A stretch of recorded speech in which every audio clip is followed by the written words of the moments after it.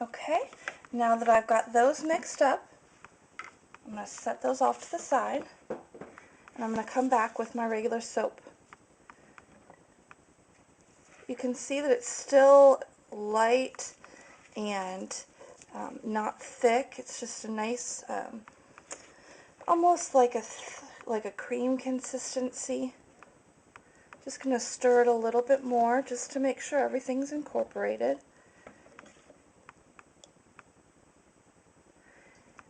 I don't know if you can see, but it's starting to be at a nice light trace.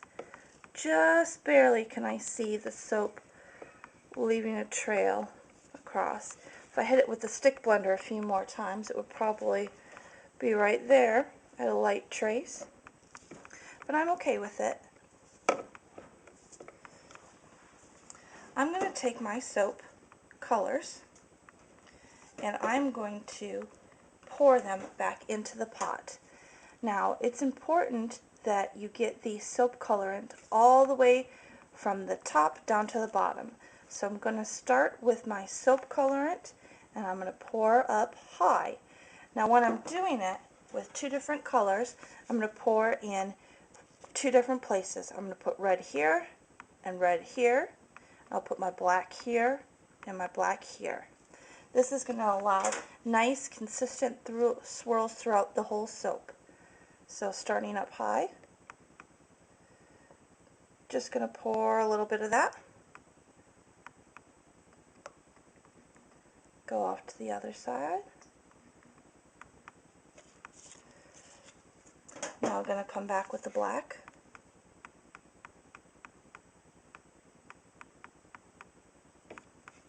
You can see when working at this light trace, pouring the soap in itself actually helps swirl it a little bit. Now I've left a little bit of black for swirling the top. I'm just going to pour in a little bit more of that red that I've got. Okay.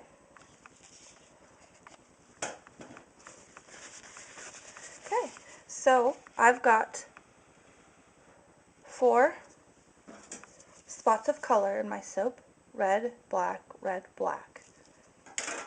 Now, the act of pouring the soap in the mold is going to swirl it.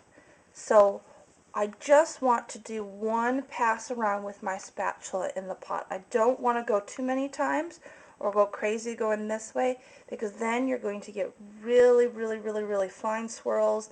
Your colors can combine together. You just want to put your spatula in at one point. I'm starting at one of the black dots. Go around, and at the black dot, pull out.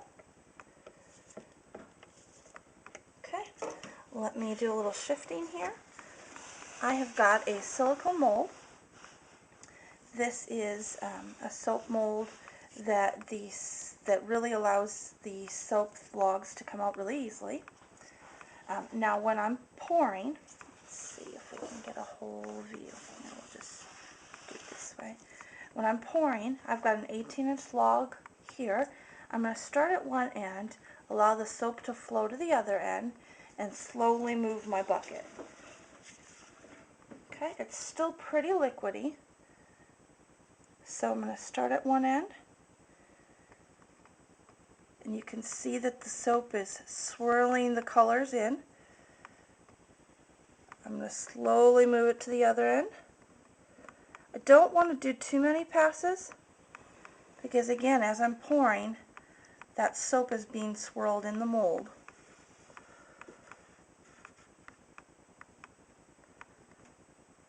Okay. Now I don't like to waste, so I'm going to scrape out what I can from the pot.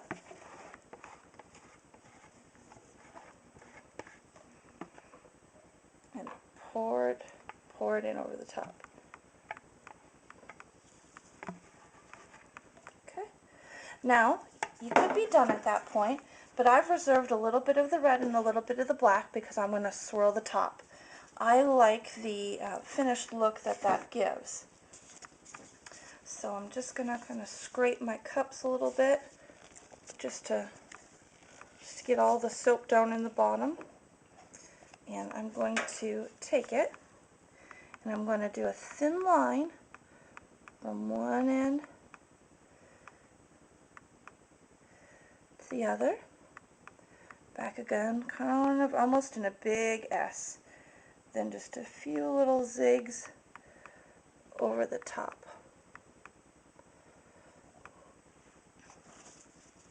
Then I'm going to go back and I'm going to do the same with the black.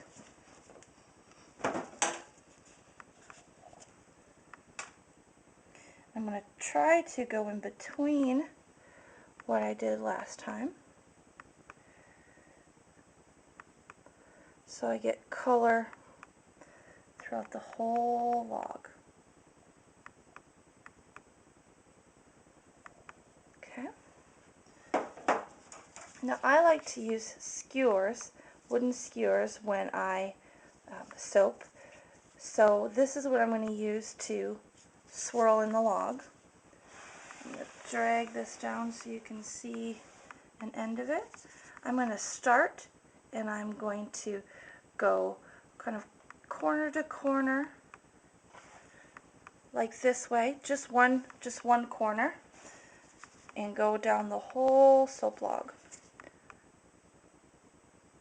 You can see, working at this nice light trace, it's dragging the colors.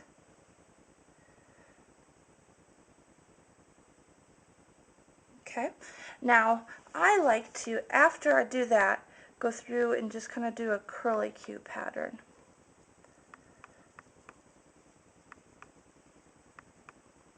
I try not to get my skewer too far down in the soap. If you go down too far, you're actually going to start ruining some of the swirls on the inside.